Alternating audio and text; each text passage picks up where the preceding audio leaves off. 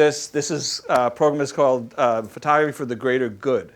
And what I'm going to try to do is to get you out of your sort of egocentric thinking about photography of pleasing yourself and doing something with your images. Because I get asked this all the time. I've been a professional photographer for 30 years. I've taught over 300 workshops and tours, and I get asked all the time is, what can I do with my images? What can I do? And the days of trying to get them published, I can't get them published anymore. I don't know. I don't understand the publishing industry anymore. I'm going to give you some ideas of what to do, and this is what is occupying my days, and quite happily so. So I'm going to tell you a little bit about what I'm going to talk about, and then we're going to get into the images. So for 30 years, I've been a professional photographer, and I'm sure a lot of you have photographed for a long time as well. And during those 30 years, it's always been about me. It's been about, my photography is me, and me. I'm trying to please me. All of us are the same.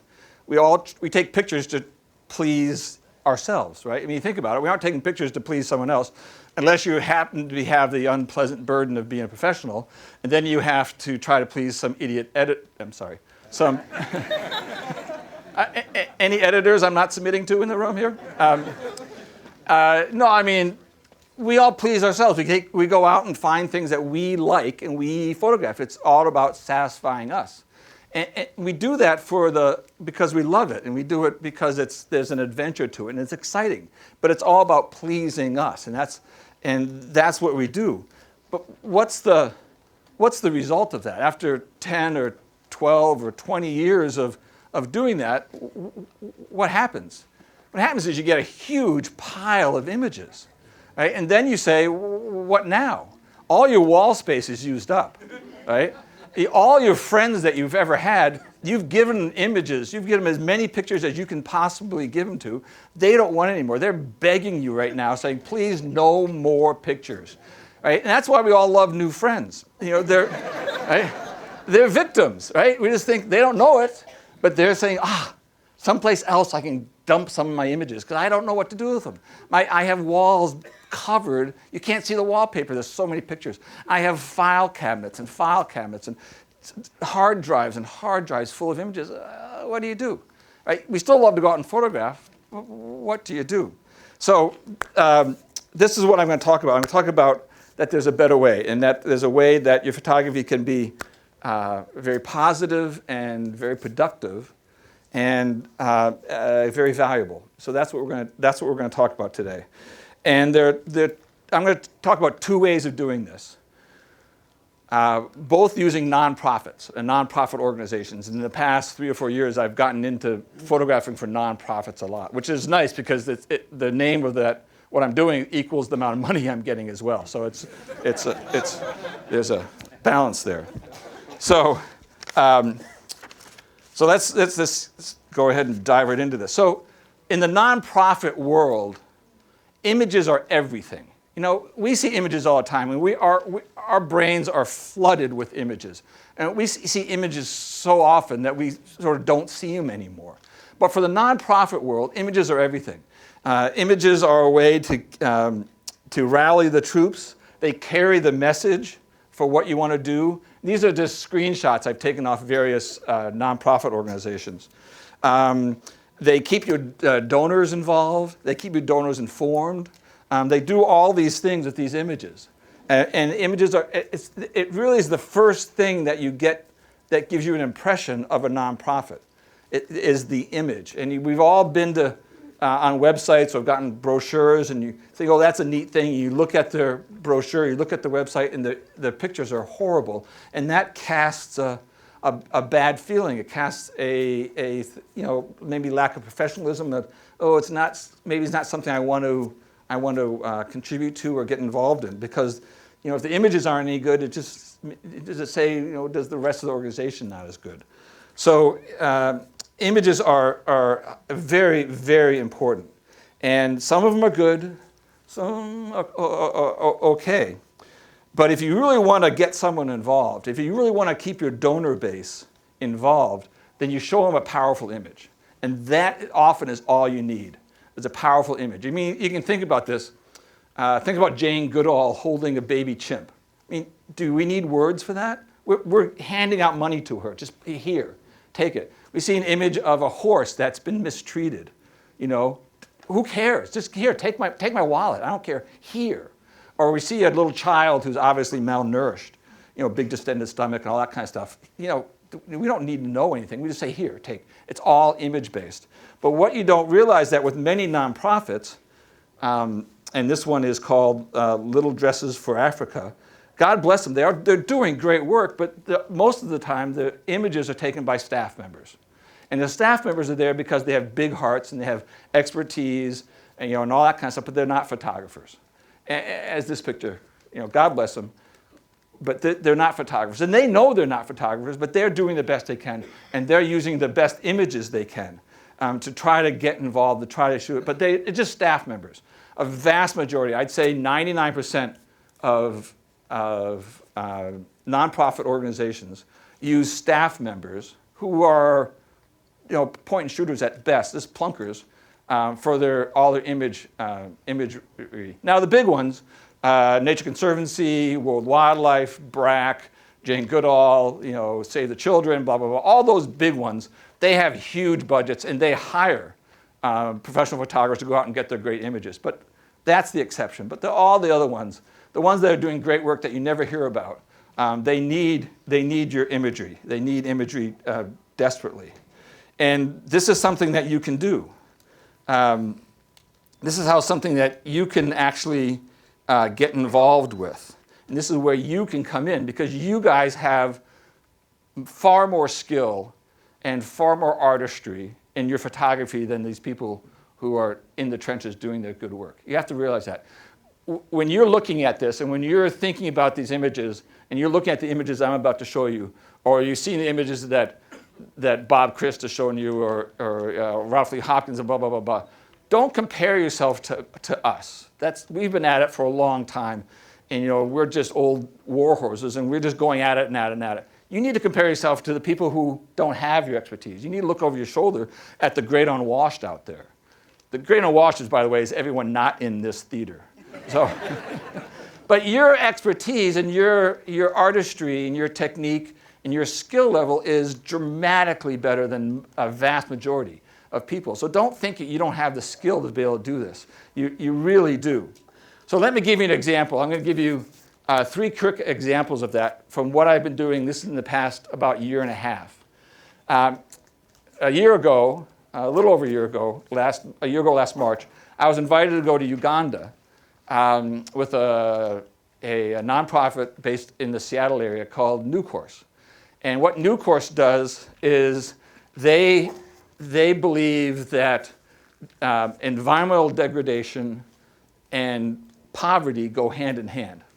That's not rocket science. That's pretty straightforward. You think about that. As the environment degrades, it's harder and harder for these rural people to make any kind of sustenance, and they sink deeper and deeper into poverty. And as they sink deeper and deeper into poverty, the environment degrades more. But what New Course has done is that they've gone in and they said it's the women who are the ones that are interacting with the environment. It's not the men. Now, through this entire program, I'm going to talk about women in great glowing terms, and I'm going to basically dump on men.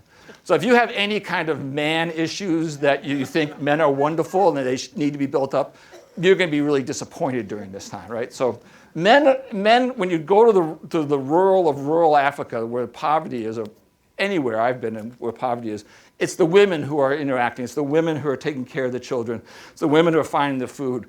It's the women that are there. The men, God knows what they're doing. They're in town playing cards. I don't know what they're doing, but it's the women who do, and you see them do all the work. And it's the women who go and interact.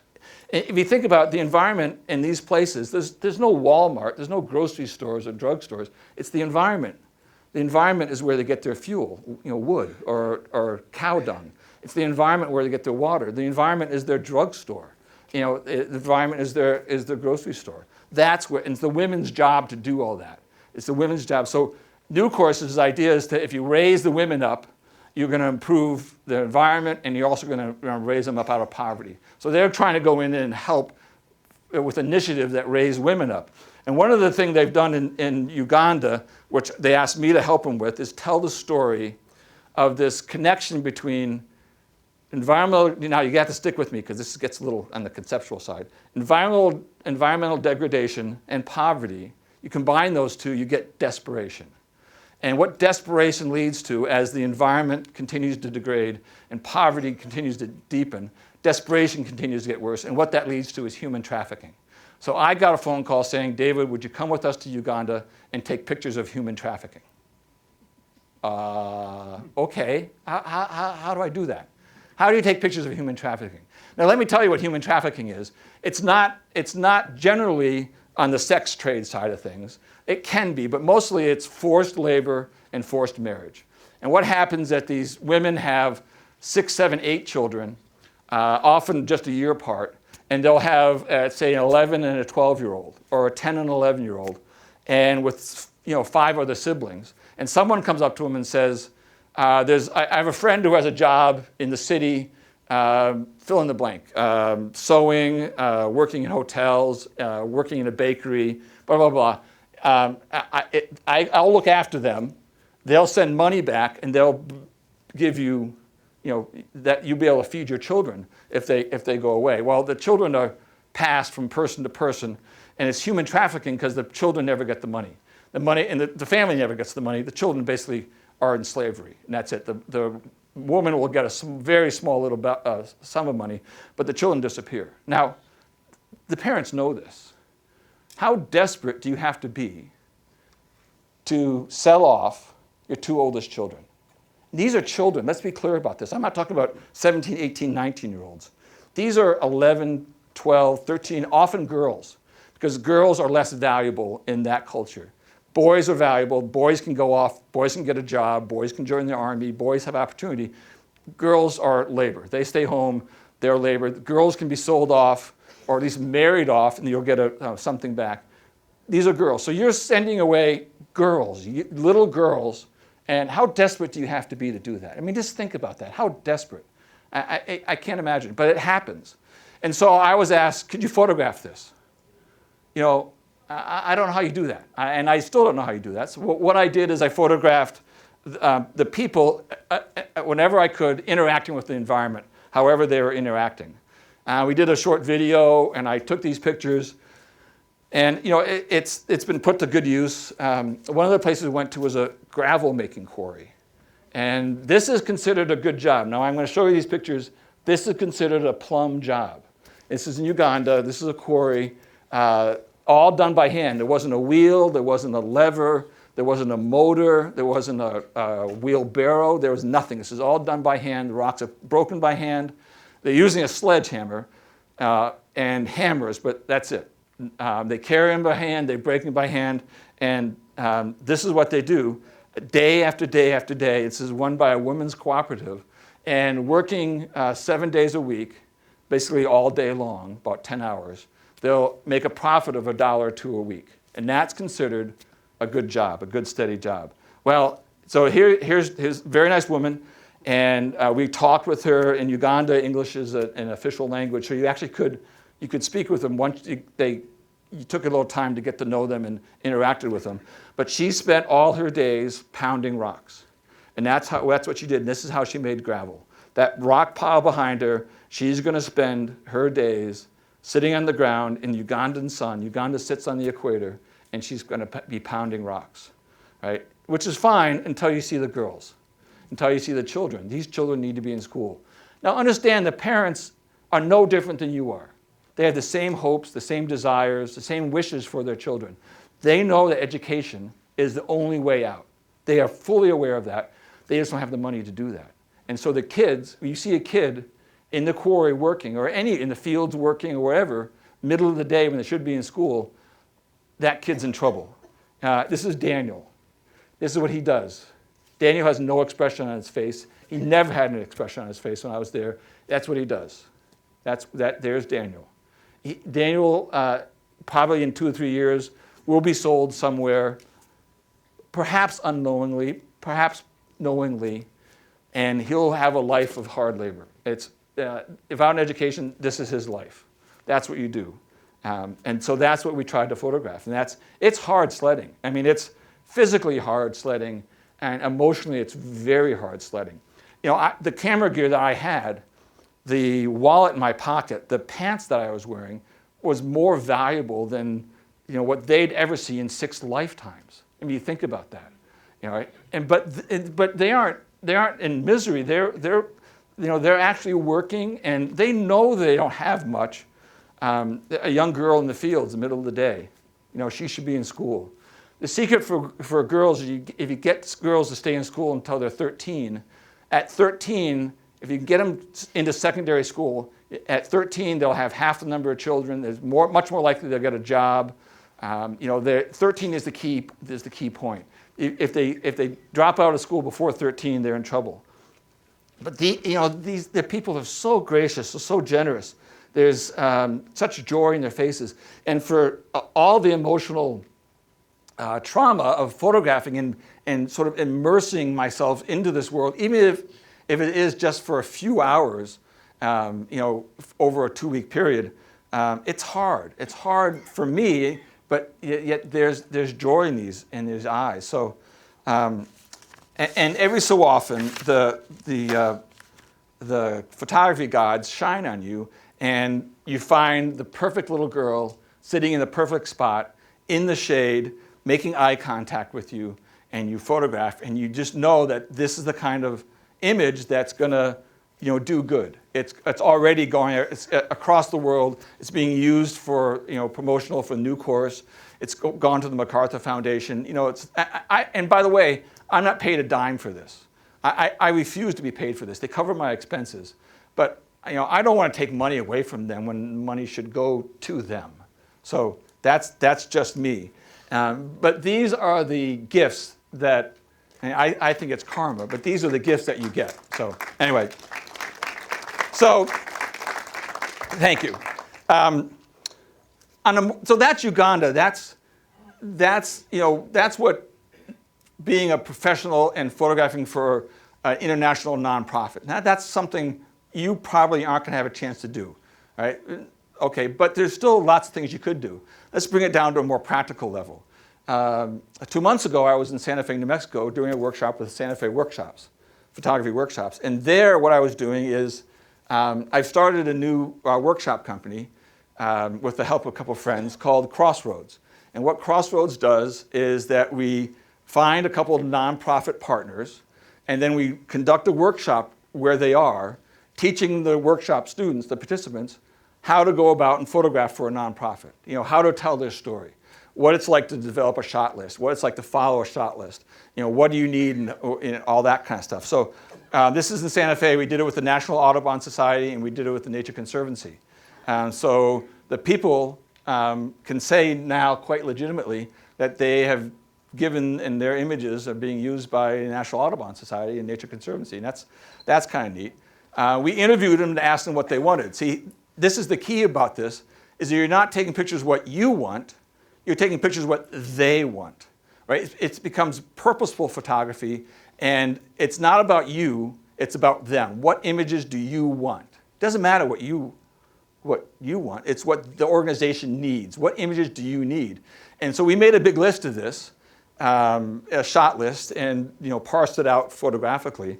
And then basically everyone went on assignment, and it was like a big photographic scavenger hunt. And we were there teaching, and we're going reviewing, and at the end of the workshop, what we did is that we gave each organization over 200 images, no strings attached, for them to use however they need to use them. And they were thrilled. We did a little presentation. And what they needed was that they needed, there's beaver ponds there, so they needed some beaver pond stuff.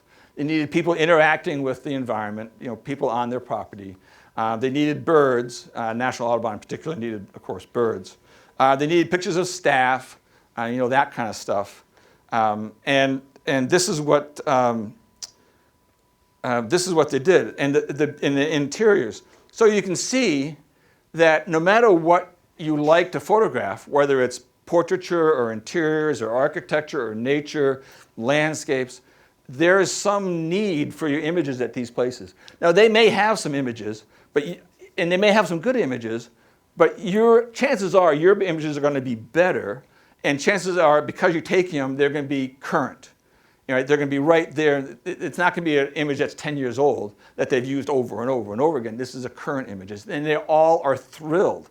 Matter of fact, most of the time they'll say, "Wait a minute, you're giving us these images?" I say, "Yeah, and what's no, nothing. Just here. You can use, and nope, you can do whatever you want with them." Now the participants can use their images too, but go ahead, use them. And most of the time the nonprofits are surprised that there's no strings attached to these. One of the things that they wanted, the National Audubon Center, that Davey Audubon Center, what they really wanted, believe it or not, was a new project. A big donor had just given them money. And this is really epitomizes what we're talking about here. And this is what they wanted pictures of, their brand new railing.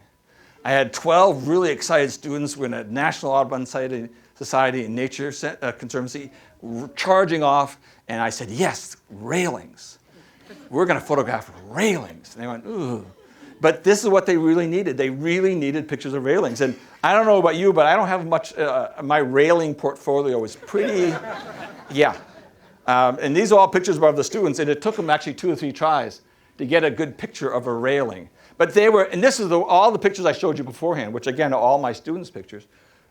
These are the pictures they were most excited about, because this is going to be in the newsletter. They're going to have a big picture of a railing, and they put someone's name on it, and blah, blah, blah, blah. That's what they're most excited about. So that's a good example of photographing for something that they need. We never would have photographed. If I'm going there, I never would have photographed a railing, obviously, but they were thrilled about a railing. So now, so this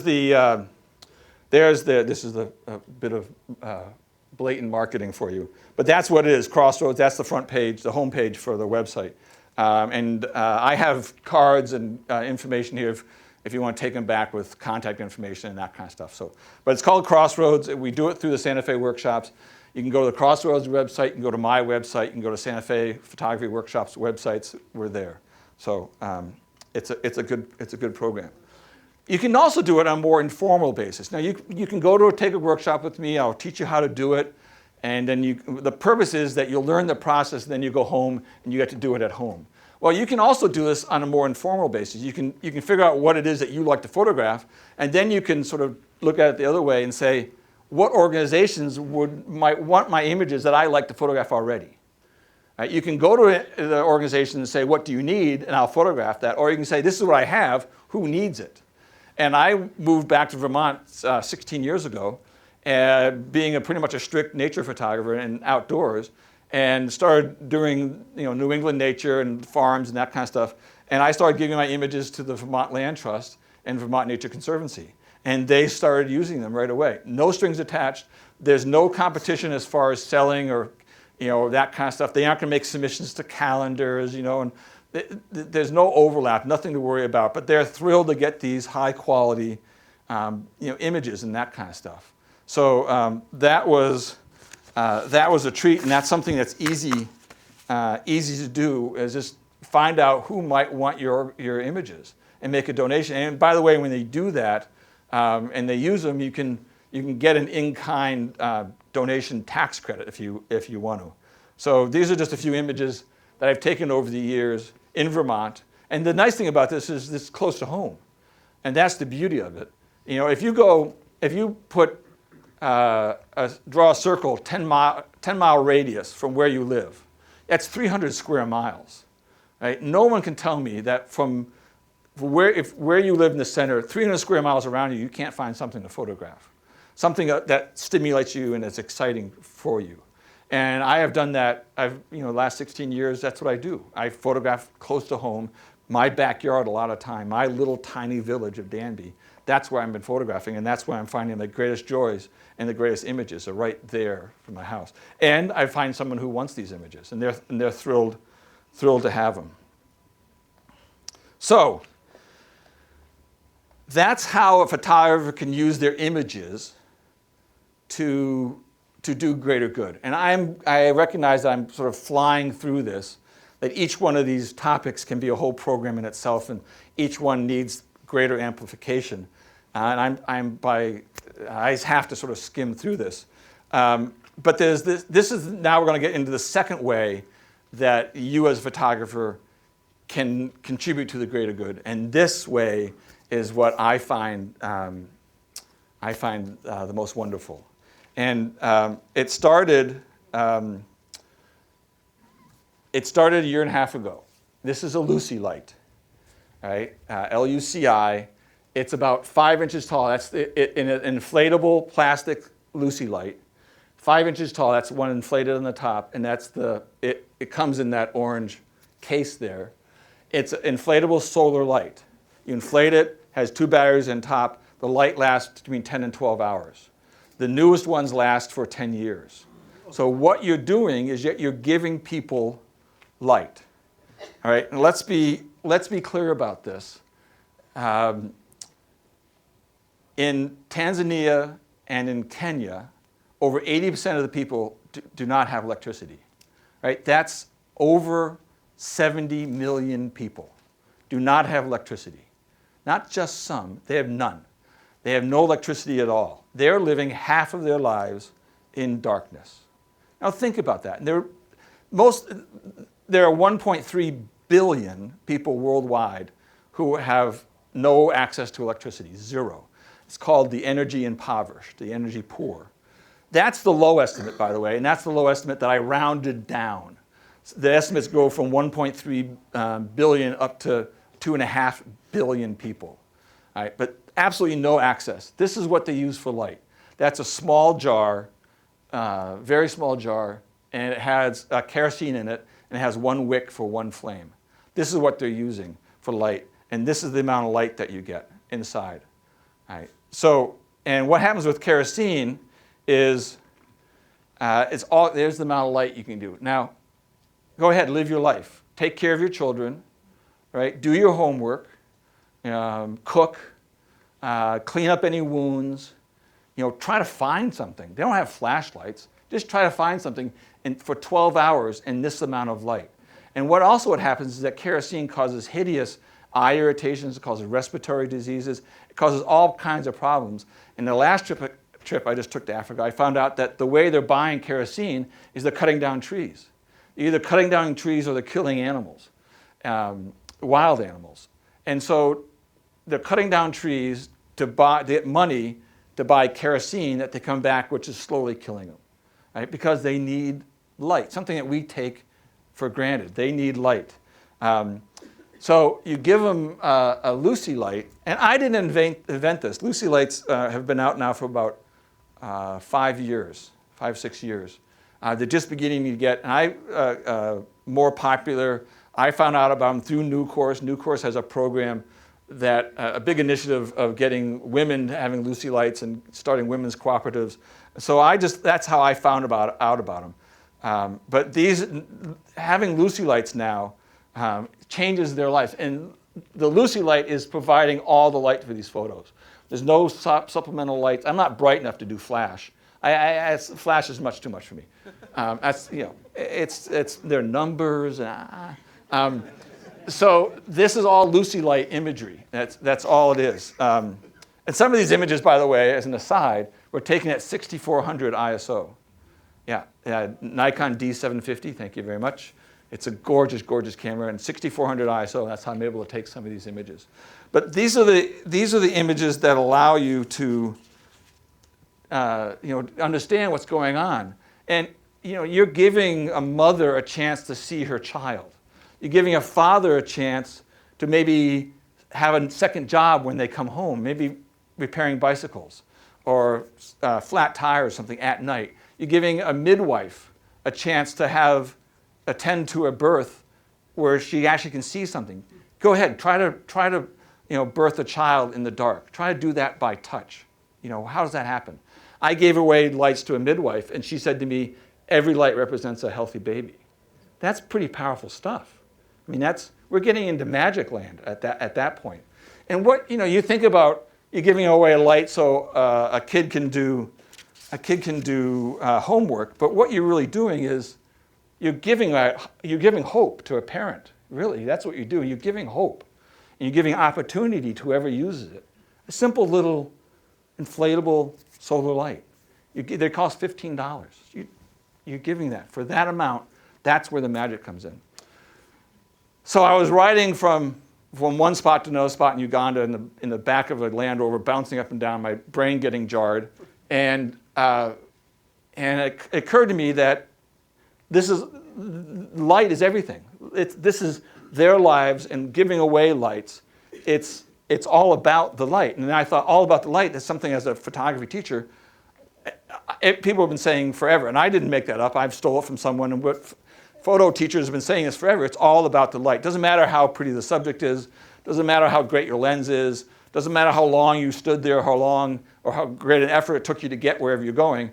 It's all about the light. If the light's not good, the picture's going to be bad. I've been saying this for 30 years. And I thought about that phrase, it's all about the light. It is. It's all about the light.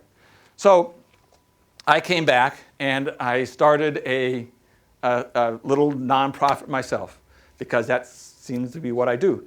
I started an official 501c3 nonprofit registered in Vermont called, surprisingly, All About the Light. And here's the deal, and this is where you guys get to come in. This is where you get to help me. The mission of All About the Light is to give photographers or any travelers Lucy lights, so that when they travel to a spot where there's the energy poor, that they can hand the light out. That's all I want you to do. You contact me, I give you a Lucy light. No charge, nothing. I give you a Lucy light. All I ask you to do is that you give it to someone else, someone in need. That's it. That's all you have to do. But you will find that experience of handing someone, that person-to-person experience of handing someone a light, this is me demonstrating and giving the light. This woman, the grandmother, the mother is behind my right shoulder there. Mother has epilepsy and HIV. Grandmother is looking after 5 boys under the age of 9 in the dark, half the time in the dark. You can just imagine that. I gave her a light, and she was obviously thrilled. The backstory to this picture is all the boys have HIV too. There's no money. There's no money to get the drugs. So Lucy Light actually allows them to do jobs, to get money, to start doing these things. It cuts out, they spend 22 to 25% of their annual money they spend, their annual budget, they spend on buying kerosene. You give them a Lucy Light, all of a sudden that's found money. Now they have 25% of their money. They can buy school uniforms now. They can get their children into school. They can buy food. They can buy a sewing machine to maybe start a new job. They can buy a little bit of land and seeds to start a garden plot that they can sell the extra. This from the simple act of giving a Lucy Light. So this is what I've done now. I started this foundation. People contact me. I send away the light, and they go out and they hand these lights. To other people. And it's the nice thing about this is that you're changing a life. I mean, think about that. It's not some conceptual thing where you give money to Jane Goodall and you hear about local women tree planting in Rwanda, and isn't that wonderful? But it's so far removed. You have, what is that? It's out there somewhere. It doesn't. You feel good because you wrote a check, but that's it. In this case, you're handing someone a light, and you're changing like that. You've changed their life. You've absolutely changed their life. Their life has improved dramatically. You're giving them hope. You're giving them opportunity. I mean, you're just giving them a practical use. This is Paul. Paul is the best student in his 5th grade class, right? He loves to read. I gave him a light. This was about 5 o'clock in the afternoon, so it was dusk. He went inside, he hung it up, he grabbed his book, and he sat down and started reading right away. He loves to do that, right? What happens in these countries is they come home from school, if they're going to school, the kids come home from school, the boys do their homework because they want to keep up in school. The girls do their chores. The girls go to get water, they go get wood, they work in the fields, they do that kind of stuff. And then when the girls' chores are done, then they do their homework. When the boys' homework is done, then they do their chores. So the boys are doing chores at night. They're bringing in the goats, they're bringing in the cows, doing that kind of stuff. The girls are trying to do their homework with a single flame from a kerosene lamp. How does that work?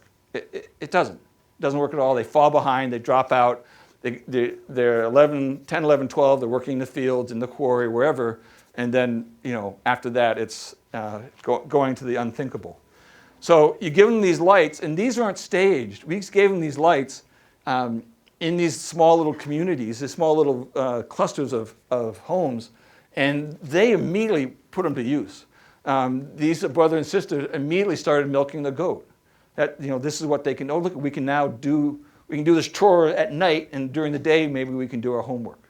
Maybe we can do that. Maybe we can linger at school a little bit if we, now that we know that we have a light. So it's a very, very powerful type of thing. And all I have to do is contact me. That's all I ask you to do. And then once you give it out, as photographers, I would love to get a picture. And if you send me a picture back, that would be terrific. Because, again, in Tanzania and in Africa, Tanzania and in Kenya, where a lot of us people go, we go there, that's where we go photograph, we go on safari, we go to Kenya and Tanzania. 85% of the people in Tanzania do not have electricity. 82% don't have it in Kenya. Over 70 million people. You can find them. They're everywhere. They're working in the lodges that you're staying at. They're in the schools. They're all over the place. You can't, once you open your eyes, once you open your heart, you can't help but find these people. So, and the beauty is, and people, I think some of you probably know this, but generosity is the most selfish thing you can do. It's absolutely the most selfish thing you can do because you get it back tenfold. So let me just show you what a Lucy light is. Here it is. Not very impressive, but I wish we could find a dark spot. I'm supposed to be filmed right here. The video is going to be blank, but that's a Lucy light. You can see how bright it is here. I mean, if it was a dark room, it lights up an entire room. So it's quite dramatic. There's the two solar panels, and there it is. That's it, and it comes collapsed. There it is collapsed. Weighs nothing. Throw this into your duffel bag, and then you hand it out, and you'll be rewarded over and over again. So there's the two ways. You can donate your images with a purpose to nonprofits. Get to know the local nonprofit. Get to know a nonprofit whose cause you believe in. I guarantee you they will love to have your images. Or you can donate yourself. You can donate yourself, open your heart, and give a Lucy light. Thank you all very much. Whether you're a hobbyist or a professional, B&H has the answers to your questions. Experience a world of technology at our New York City Superstore. Connect with us online or give us a call. Our staff of experts is happy to help.